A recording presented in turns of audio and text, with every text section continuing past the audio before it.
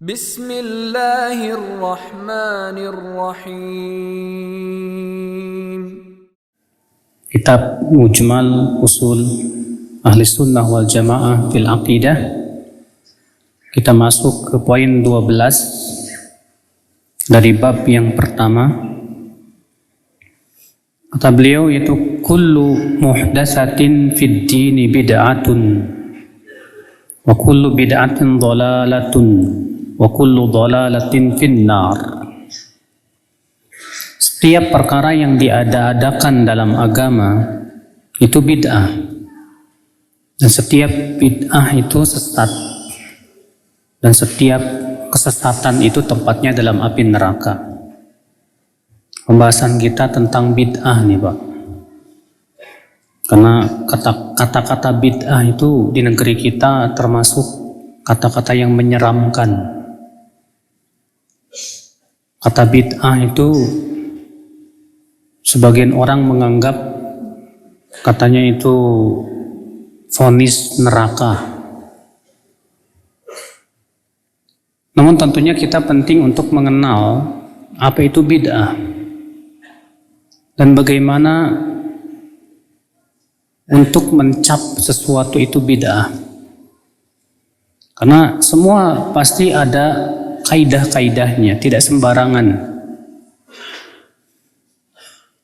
Kita harus memahami, jangan sampai kita menjadi orang yang sangat mudah mencap dikit-dikit bid'ah, dikit-dikit bid'ah. Tapi juga jangan sampai semua boleh, nggak ada bid'ah. Ini pun tidak boleh. Tapi kita tengah-tengah ya, sesuai dengan kaidah-kaidah yang telah diterapkan oleh para ulama tentunya. Kita akan membahas dulu makna bid'ah supaya kita paham dulu apa itu bid'ah. Bid'ah secara bahasa dari kata bada'a yang artinya membuat sesuatu yang sebelumnya tidak ada. Makanya di antara nama Allah Subhanahu wa taala adalah Al-Badi'. Di antara nama Allah apa? Al-Badi'. Allah berfirman Badi'us samawati wal ard. Kenapa disebut Badi'? Karena Allah menciptakan segala sesuatu yang sebelumnya tidak ada. Jadi bid'ah secara bahasa artinya apa? Semua yang baru ada yang sebelumnya tidak ada. Baik itu mencakup masalah dunia maupun masalah-masalah yang lainnya.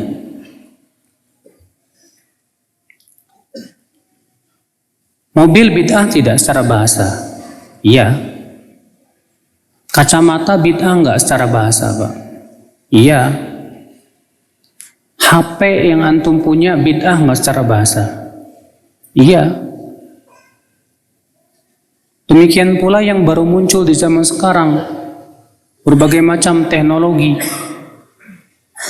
Semua yang sebelumnya tidak ada disebut apa? Bid'ah.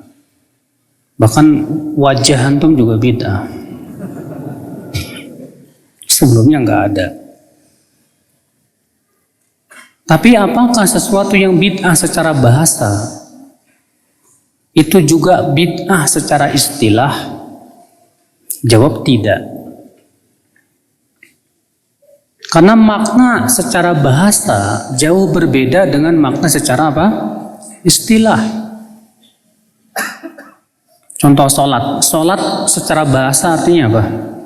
Berdoa. Tapi sholat secara istilah artinya apa? Perbuatan dan perkataan yang khusus yang dimulai dengan takbiratul ihram, diakhiri dengan salam di waktu yang khusus, disertai dengan niat. Zakat secara bahasa artinya apa? Tumbuh dan suci. Secara istilah artinya apa? Mengeluarkan sebagian harta yang khusus dengan ketentuan yang khusus. Maka dari itu tidak boleh kita bawa makna secara bahasa kepada makna apa? Istilah. Jadi bid'ah secara bahasa artinya segala sesuatu yang baru ada yang sebelumnya tidak ada. Itu namanya bid'ah secara bahasa.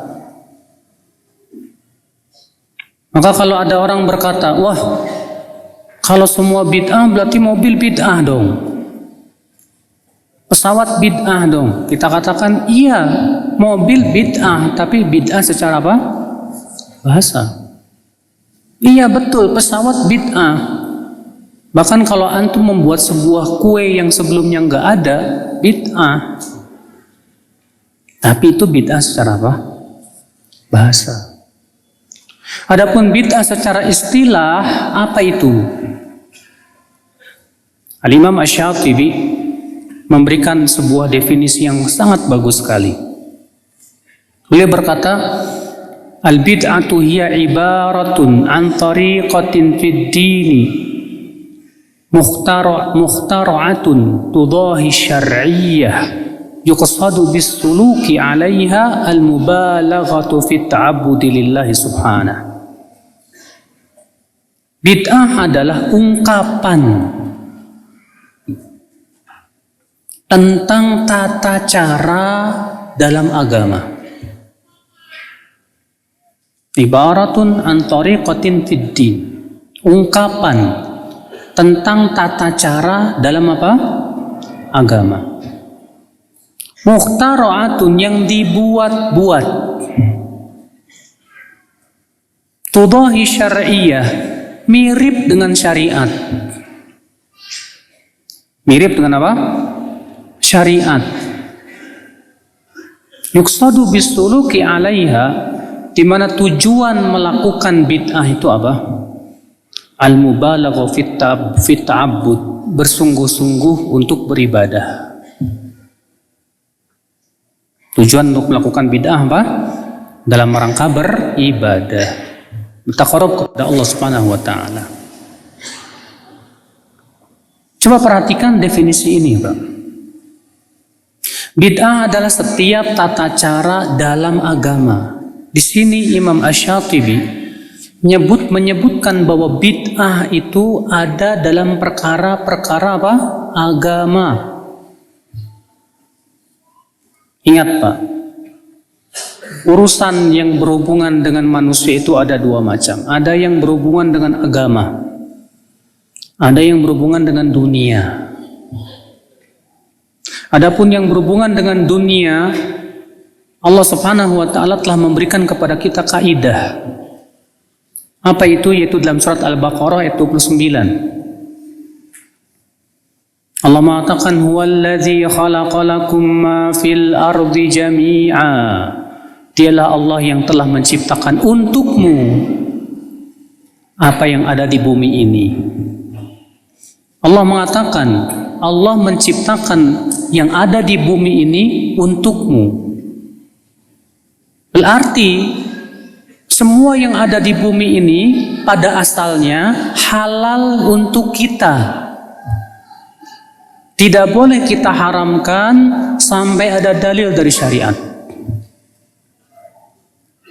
Jadi ingat Pak ya, dalam masalah-masalah dunia pada asalnya apa? Halal.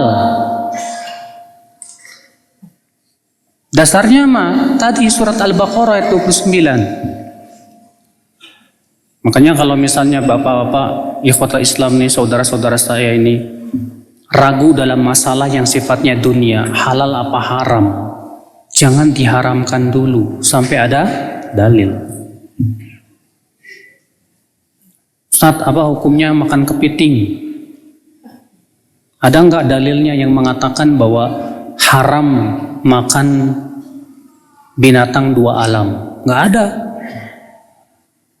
Nggak ada satupun dalil yang mengatakan bahwa Rasulullah mengatakan binatang dua alam haram. Mana dalilnya?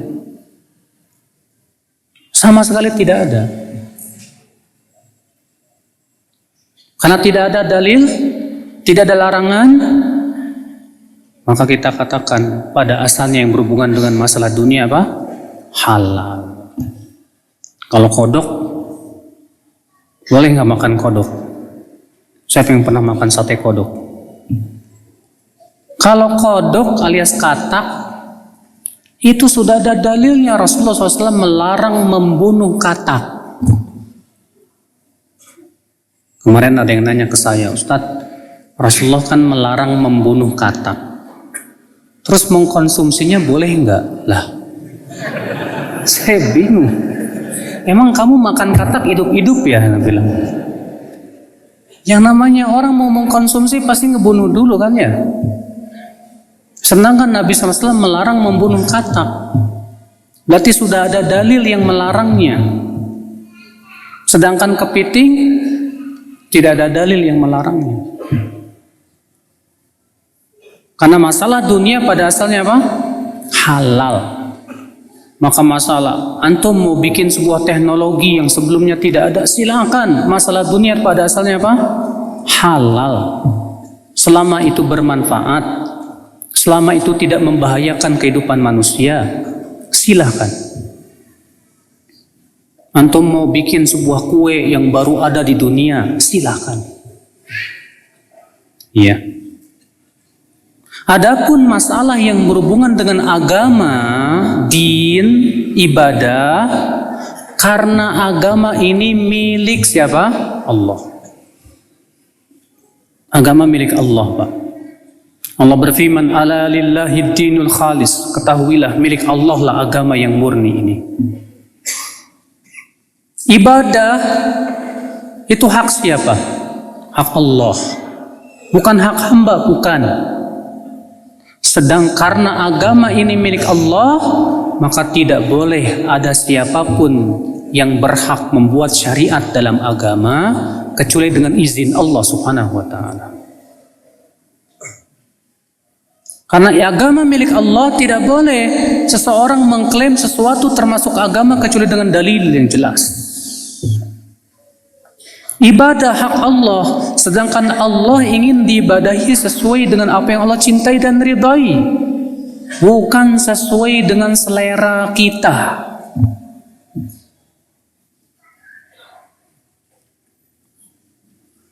Maka tidak boleh ada orang seenaknya, saya mau bikin ibadah sendiri.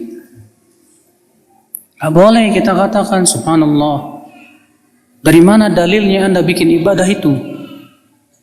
Enggak, saya cuma pengen berinovasi aja. Ibadah tidak bisa seperti itu. Ibadah harus menunggu dalil. Ada dalil, laksanakan. Enggak ada dalil, tidak boleh dilaksanakan. Dalilnya mana? Hadis Nabi sallallahu alaihi wasallam bersabda, "Man 'amila 'amalan laisa 'alaihi amruna fahuwa raddun." Barang siapa yang mengamalkan suatu amal yang tidak ada padanya perintah kami, maka amal itu apa? Tertolak. Lihat, Rasulullah mengatakan siapa yang mengamalkan suatu amalan yang tidak ada tidak ada padanya perintah kami, berarti yang namanya ibadah itu nunggu apa? Nunggu perintah. Nunggu perintah. Kalau ada orang berkata, Ustadz, bukannya di zaman Rasulullah ada sahabat yang membuat ibadah dan Rasulullah SAW menyetujuinya? Contoh misalnya, ada seorang sahabat setiap sholat selalu menutupnya dengan surat Al-Ikhlas. Ketika ditanya oleh Rasulullah, kenapa kamu setiap rakaat selalu kamu tutup dengan surat Al-Ikhlas? Apa kata sahabat ini? Karena aku mencintainya ya Rasulullah. Kata Rasulullah, cintamu kepada surat Al-Ikhlas membuat kamu masuk surga. Sebagian orang berkata, ini sahabat bikin ibadah sendiri. Gimana? Kita katakan, itu di zaman siapa? Yang membenarkan siapa? Berdasarkan apa? Kalau di zaman Rasul memang zaman pensyariatan. Kalau Rasulullah membenarkan berdasarkan wahyu dari langit. Kalau di zaman sekarang ente bikin bid'ah, siapa yang membenarkan? Kiai nggak dapat wahyu, ustadz nggak dapat wahyu, adanya si wahyu. Bagaimana akan bisa dikiaskan zaman Rasul dengan di zaman sekarang, Mbak?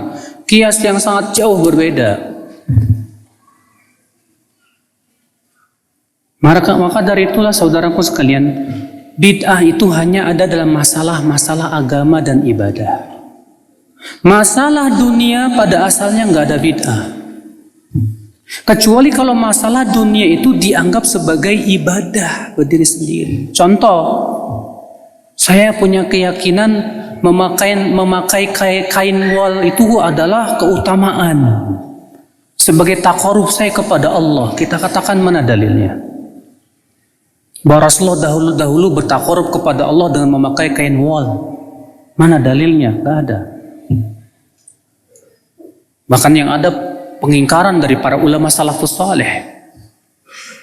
Rasulullah terkadang pakai katun, terkadang pakai wol, terkadang yang lainnya. Saya mau beribadah kepada Allah dengan cara makan tempe. Kita katakan, Kif, mana dalilnya? Tidak ada. Maka dalam masalah ibadah, biasakan Pak, tanya dalil. Dalilnya apa Ustadz?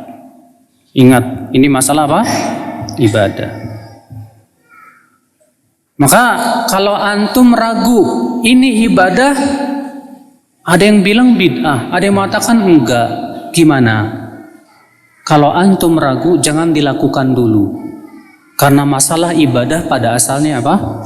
Tidak boleh dulu dilakukan sampai jelas ada dalilnya yang memerintahkan dari Rasulullah Sallallahu Alaihi Wasallam.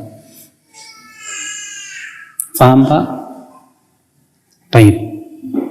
Kata beliau, jadi bid'ah itu ungkapan tentang tata cara dalam agama. Tuba mukhtara'ah yang dibuat-buat. Yang apa? Yang dibuat-buat. Dengarkan baik-baik.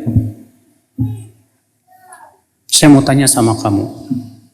Sesuatu yang Rasulullah tidak lakukan itu lalu kita lakukan itu jadi bid'ah apa enggak?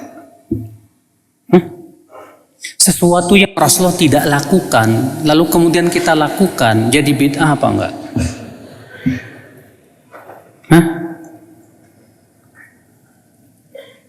Terjadi perselisihan. Sesuatu yang Rasulullah SAW tidak lakukan, perhatikan kata-kata tidaknya ya. Sesuatu yang Rasulullah tidak lakukan tidak lepas dari 3 keadaan. Ingat baik-baik, catat baik-baik. Ini kaidah yang sangat bermanfaat insya Allah. Sesuatu yang Rasulullah tidak lakukan tidak lepas dari 3 keadaan. Keadaan yang pertama, Rasulullah tidak lakukan karena masih ada penghalangnya.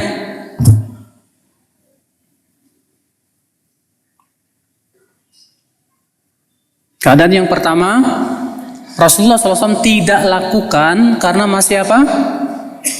Masih ada penghalangnya. Contohnya apa? Di zaman Rasulullah, Al-Quran belum dibukukan. Kenapa Rasulullah tidak membukukan Al-Quran? Masih ada penghalangnya. Apa penghalangnya? Wahyu terus-menerus turun, belum selesai. Iya. Contoh lagi. Rasulullah SAW di zamannya sholat tarawih itu hanya 3 malam. Tarawih berjamaah maksudnya ya. Rasulullah SAW sholat tarawih berjamaah dengan para sahabatnya hanya 3 malam. Kenapa Rasulullah tidak lakukan setiap malam? Jawabnya karena ada penghalangnya. Apa penghalangnya? Takut diwajibkan. Demikian dalam riwayat Abu Daud. Disebutkan dalam riwayat Abu Daud bahwa Rasulullah SAW pernah bangun di malam kedua, dalam riwayat Ibnu Khuzaimah, maaf ya. Rasulullah bangun di malam 23 bersama sebagian sahabat dan sholat sampai 1/3 malam pertama. Kemudian Rasulullah bangun di malam 25 bersama sebagian sahabat dan sholat sampai pertengahan malam.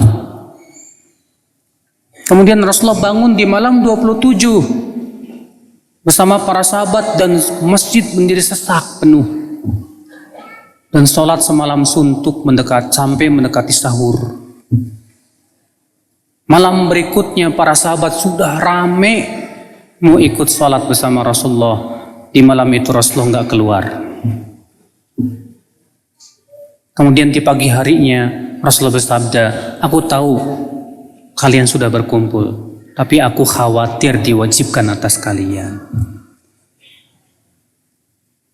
Rasulullah tidak lakukan setiap malam karena ada penghalangnya rupanya, Pak. Apa itu penghalangnya? Karena takut diwajibkan. Ini keadaan yang pertama nih. Ingat baik-baik. Rasulullah yang pertama tadi apa? Rasulullah tidak lakukan karena masih ada penghalangnya. Kalau penghalangnya tidak ada setelah Rasulullah wafat, maka kalau memang itu maslahatnya besar, boleh kita lakukan. Makanya di zaman Abu Bakar Al-Quran dibukukan tidak? Dibukukan. Kenapa? Sebab kalau Al-Quran tidak dibukukan mudaratnya besar sekali, Pak. Karena para penghafal Quran banyak yang meninggal dunia di medan perang. Akhirnya Abu Bakar memerintahkan untuk mengumpulkan Al-Quran dan membukukan Al-Quran.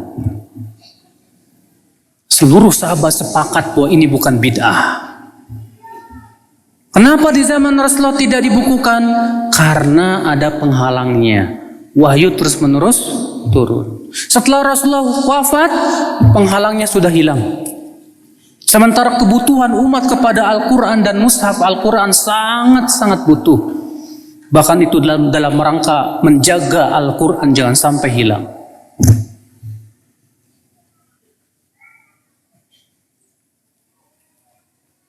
Setelah Rasulullah wafat, sholat taraweh mungkin gak diwajibkan.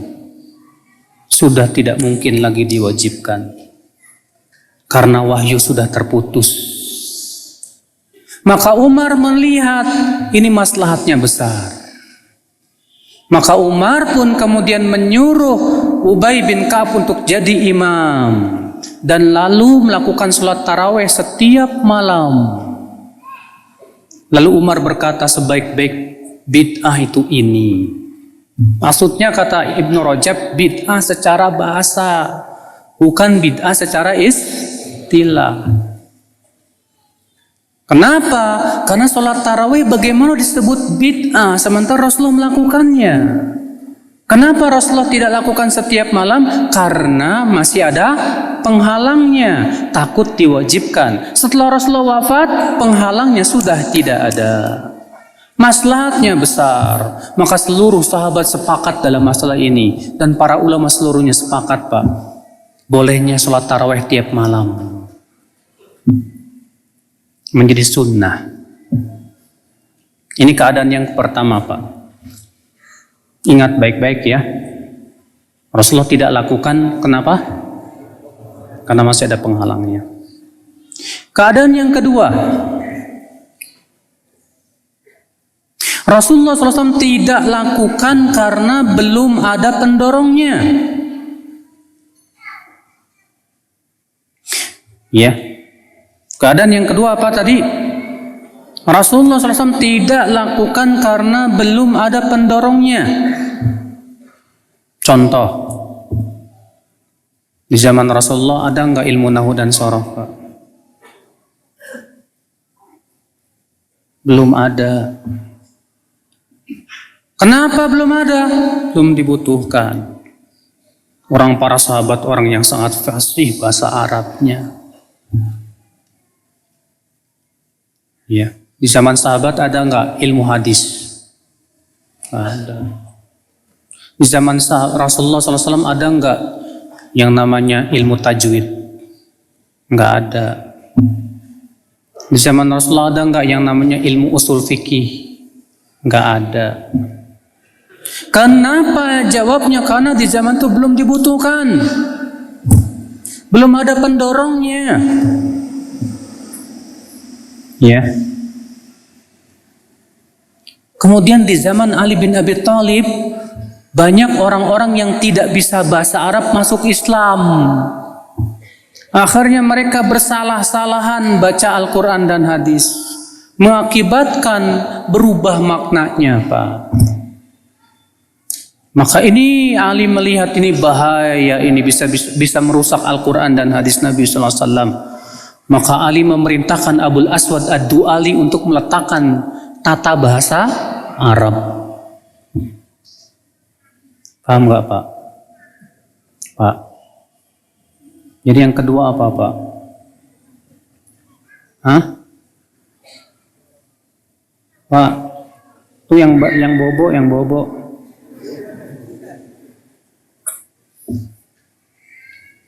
Jadi yang kedua tadi apa? Nabi tidak lakukan karena belum ada pendorongnya. Ketika Nabi telah wafat, pendorongnya muncul, boleh. Dan itu bukan bid'ah. Makanya para ulama membuat ilmu nahwu, ilmu sharaf dalam rangka menjaga Al-Quran. Para ulama membuat ilmu usul fikih dalam rangka menjaga Al-Quran dan memahami Al-Quran. Kan usul fikih itu membahas tentang bentuk-bentuk bahasa Arab. Perintah pada asalnya wajib sampai ada dalil yang memalingkannya. Larangan pada asalnya haram sampai ada dalil yang menunjukkan kemakruhannya. Ya, dan pembahasan-pembahasan yang lainnya. Para ulama membuat ilmu tajwid dalam rangka apa? Menjaga Al-Quran supaya orang baca Qurannya enggak sembarangan. Para ulama membuat ilmu hadis dalam rangka menjaga hadis Nabi supaya tidak setiap orang seenaknya mengatakan sesaat lagi azan akan dikumandangkan kepada para jamaah dimohon untuk bersiap-siap melaksanakan salat berjamaah. Berapa menit lagi azan? 10. Iya. Sampai mana tadi?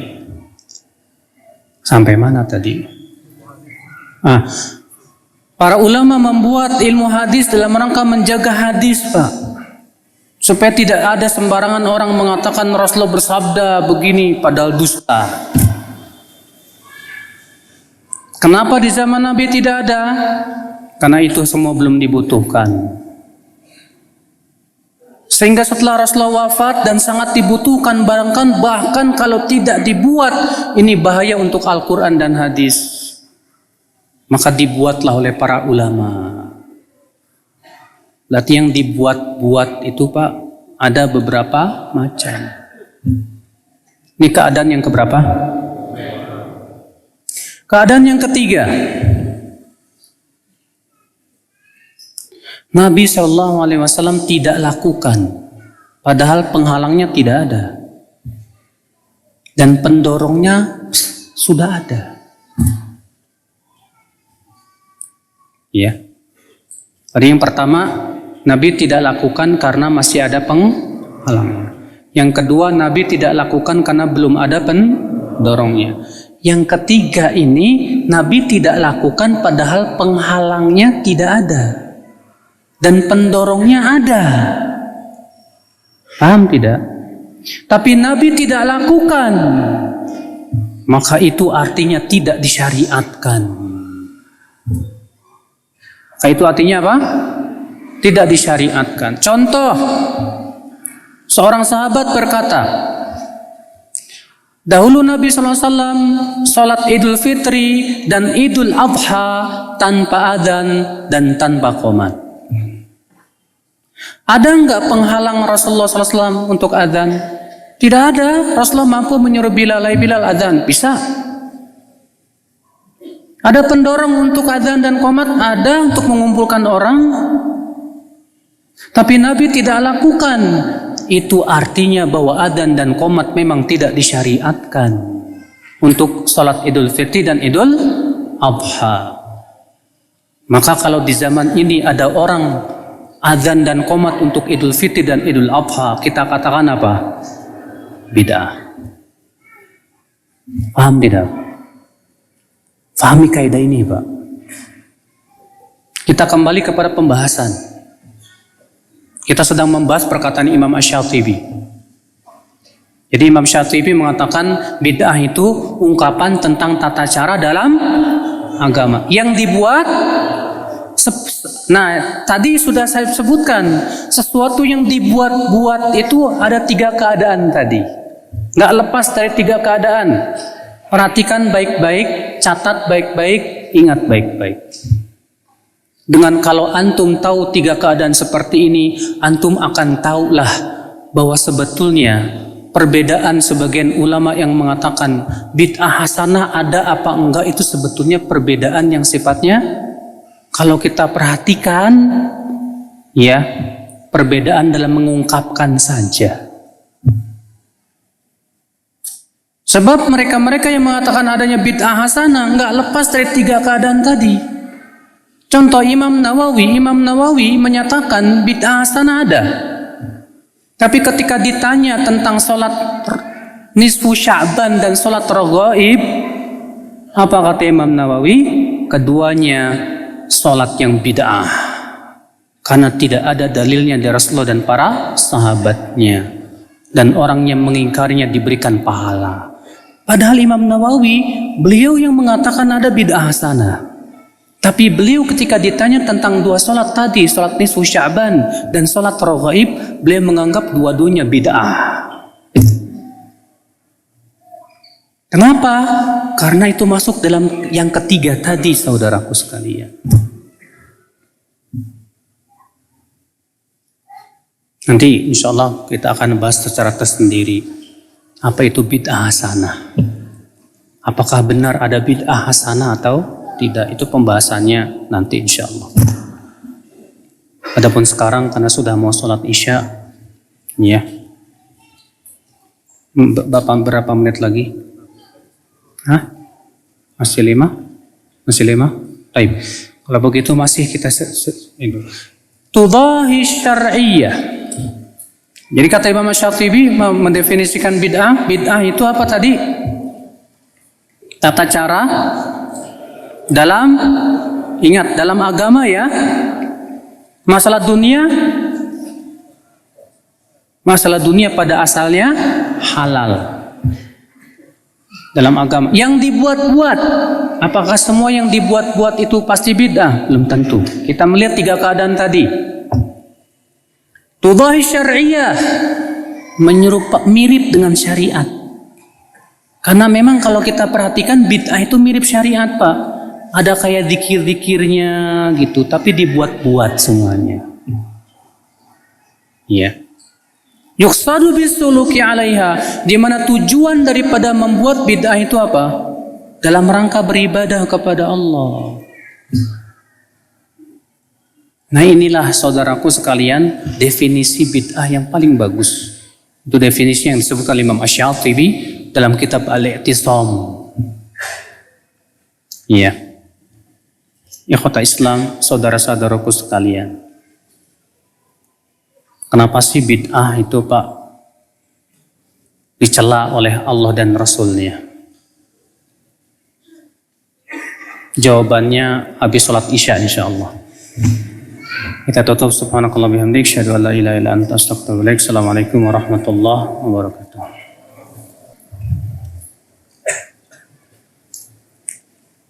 Alhamdulillah, wassalatu wassalamu ala rasulillah nabiyina Muhammadin wa alihi wa sahbihi wa man walah.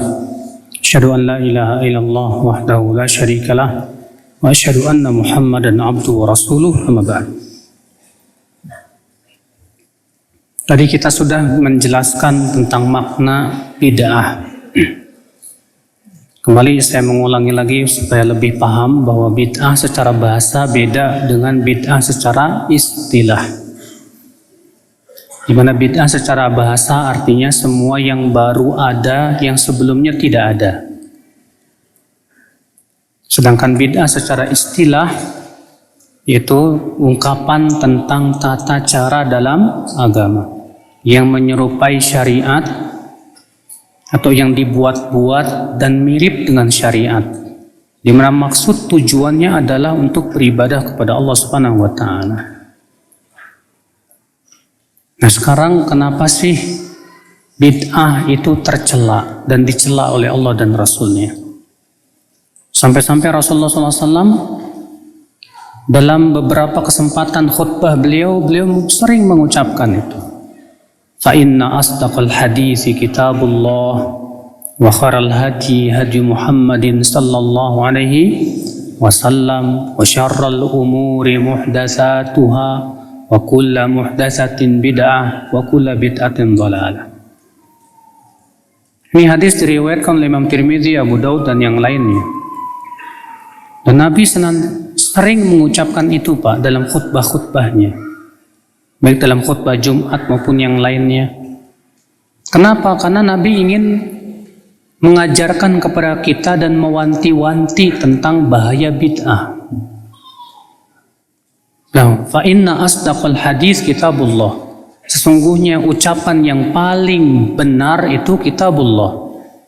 Wa khairal haji hadi Muhammadin sallallahu alaihi wasallam. Sebaik-baik petunjuk adalah petunjuk Rasulullah sallallahu alaihi wa syarral umuri muhdatsatuha, dan seburuk-buruk perkara itu yang diada-adakan. Wa kullu muhdatsatin bid'ah, dan setiap yang diada-adakan itu apa? Bid'ah. Wa kullu bid'atin dhalalah, dan setiap bid'ah itu sesat. Ini ucapan Rasul. Yang tentunya Rasulullah tidak mungkin berbicara dari hawa nafsu.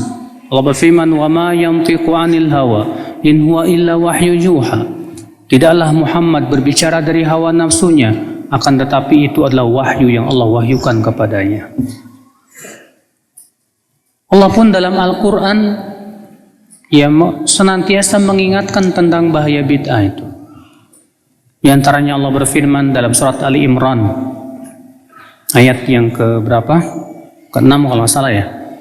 Allah berfirman, "Huwallazi anzala 'alaikal kitaba minhu ayatum muhkamatun hunna ummul kitabi wa ukhra mutasyabihat. Fa ammal ladzina fi qulubihim zayghun fayattabi'una ma tashabaha minhu ibtigha'al fitnah wa ibtigha'a ta'wili." Dialah Allah yang telah menurunkan Alkitab. Di antara Alkitab itu ada ayat-ayat muhkamat yang jelas. Dan di antaranya juga ada yang mutasyabihat. Adapun orang-orang yang ada di hatinya kecondongan kepada kesesatan, mereka mengikuti ayat-ayat mutasyabihat dalam rangka mencari fitnah dan menafsir-nafsirkan sesuai dengan keinginannya sendiri. Rasulullah SAW dalam hadis yang sahih riwayat Bukhari dan Muslim, kata Aisyah pernah membaca ayat ini. Lalu Rasulullah bersabda kepada Aisyah, "Wahai Aisyah, jika engkau melihat orang yang selalu mengikuti ayat-ayat mutasyabihat, maka itulah yang Allah sebutkan dalam Al-Quran tadi. Waspada kamu darinya." Kata Imam Ibnu Abbas, seorang sahabat Nabi SAW, bahwa masuk dalam ayat ini semua ahli bid'ah seperti Khawarij dan yang lainnya. Khawarij, Mu'tazilah, Murji'ah, yang mereka menafsirkan Al-Quran, hadis sesuai dengan keinginan mereka, hawa nafsu mereka. Mereka mencari ayat-ayat yang sifatnya mutasyabihat, karena hanya ayat-ayat mutasyabihat yang bisa mereka pelintir dan disesuaikan dengan keinginan mereka. Sedangkan ayat-ayat muhkamat tidak bisa. Justru menghancurkan pendapat mereka itu sendiri. Maka di sini akal Islam. Allah juga berfirman dalam surat Al-An'am ayat 153. Ya Allah mengatakan, "Wa anna hadza sirati mustaqiman fattabi'uhu wa la tattabi'us subul fatafarraqa bikum an sabilih. Dzalikum wasaqum bihi la'allakum tattaqun." Dan bahwasanya inilah jalanku yang lurus, ikutilah. Dan jangan kamu mengikuti jalan-jalan yang lain. Kata Imam Mujahid, yang dimaksud dengan jalan-jalan yang lainnya yaitu bid'ah dan syubhat. Allah mengatakan, dan jangan kamu mengikuti jalan-jalan yang lainnya. Niscaya jalan-jalan tersebut akan memecah belah kalian dari jalan Rasulullah sallallahu alaihi wasallam. Itulah yang Allah wasiatkan agar kalian bertakwa. Allah juga berfirman, am lahum syuraka'u syara'u lahum minad dini ma lam ya'dzan bihillah. Apakah mereka punya sekutu-sekutu yang mensyariatkan untuk mereka dalam agama ini sesuatu yang tidak pernah diizinkan oleh Allah?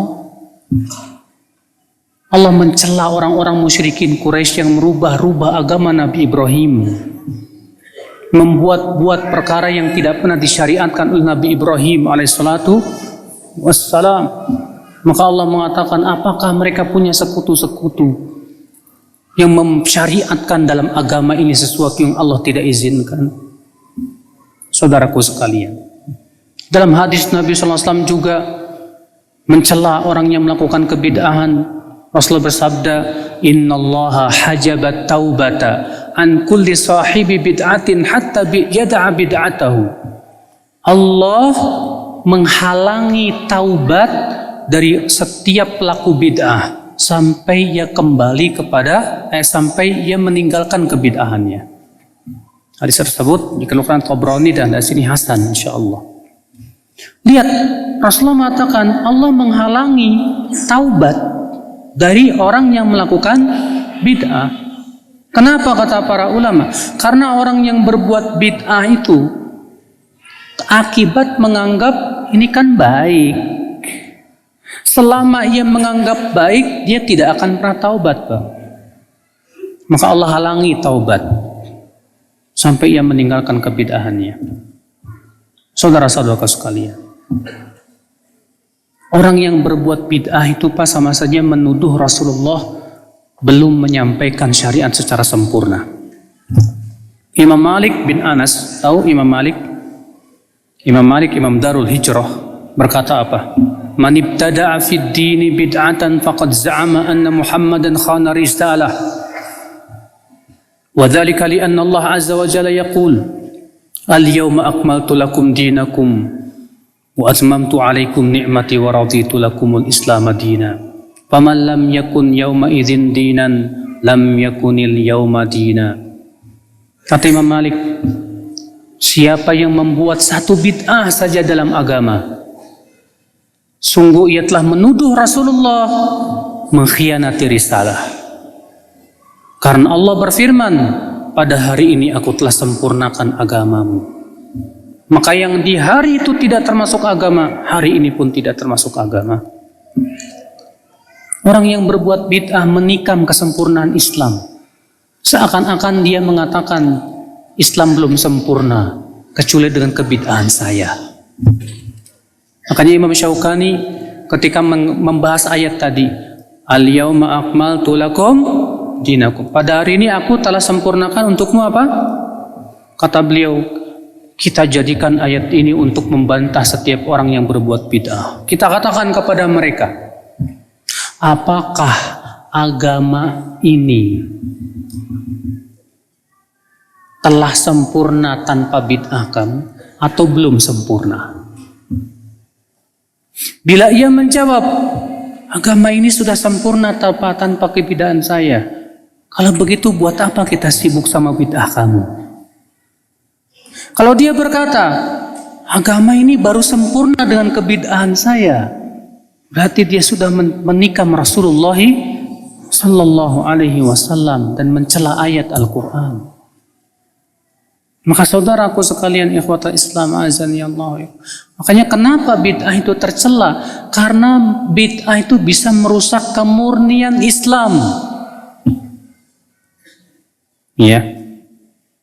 Sehingga akhirnya membuka pintu seluas-luasnya orang, semua yang menurut dia baik dianggap syariat. Akhi, yang menurut Anda baik belum tentu baik di sisi Allah. Selalu alasannya, terkadang orang berkata, ini kan baik. Maaf, baik menurut Anda atau menurut syariat?